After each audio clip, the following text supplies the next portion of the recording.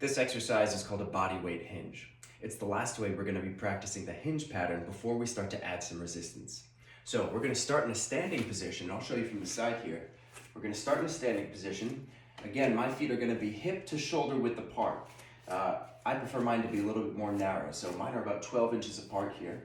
Right, and I'm starting from a nice upright position. So my knees are straight, my hips are pushed through a little bit, my chest is nice and tall. Right, and I can probably draw a straight line from my ear, through my shoulder, through my hip, through my knee, all the way down to my heel. Okay, and that's my nice and upright position.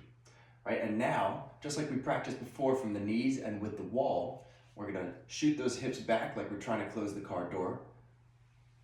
And the chest is gonna fold down and forward.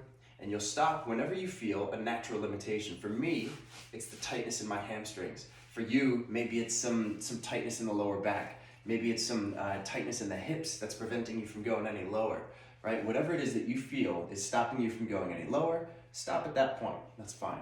So from here, lower it down, pause at the bottom, and stand back up.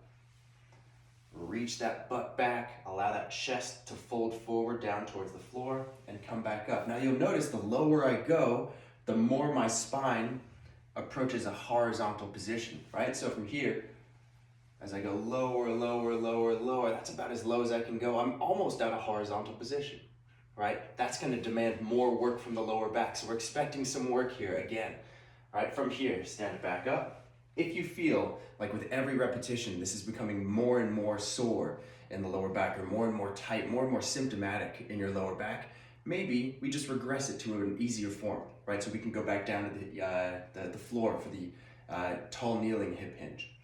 Or we can just do an abbreviated range of motion. So from here, instead of going all the way down to full range of motion, what you can do is go part of the way down and back up, part of the way down and back up. As long as we're practicing that hinge pattern here, that's the important thing. So find a variation that works for you, that feels comfortable for you, and let's practice this at least 2 to 3 sets of 10 repetitions. We want to get a lot of repetitions in here to really groove this pattern and make it feel more natural, right? So 2 to 3 sets of 10 repetitions here.